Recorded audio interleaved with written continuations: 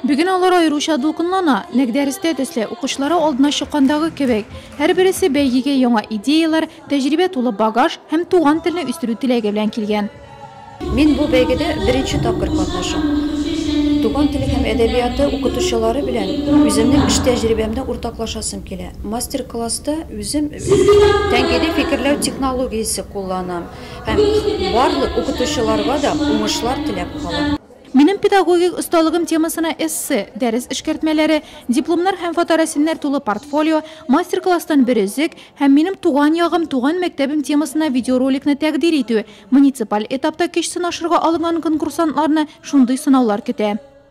Biz күрсәтергә тиеш үзебезнең әти-әниләргә, балаларга үзләренең туган телләрен камил белергә тиеш алар өйрәнергә тиешләр дип, аларга кызыклы иттереп укытырга, кызыклы иттереп татар телен, туган телләрен аларга бирә белергә. Конкурсантлар арасында бәйгедә тәүге тапкыр катнашучылары да, үзләрен инде сынап караучылар да бар.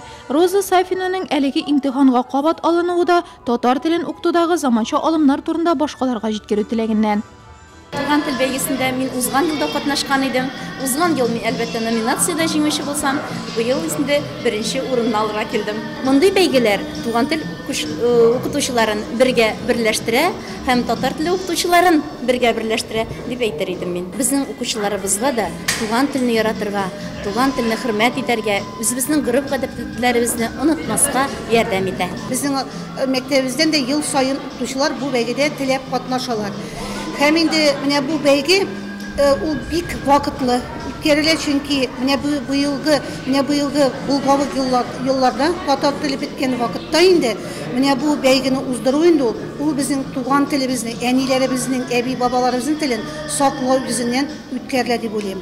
Җиңүчеләр беренче, икенче, өченче дәрәҗә дипломнар белән бүләкләнде. Номинацияләрдә иң яхшы дип табылганнар да булды.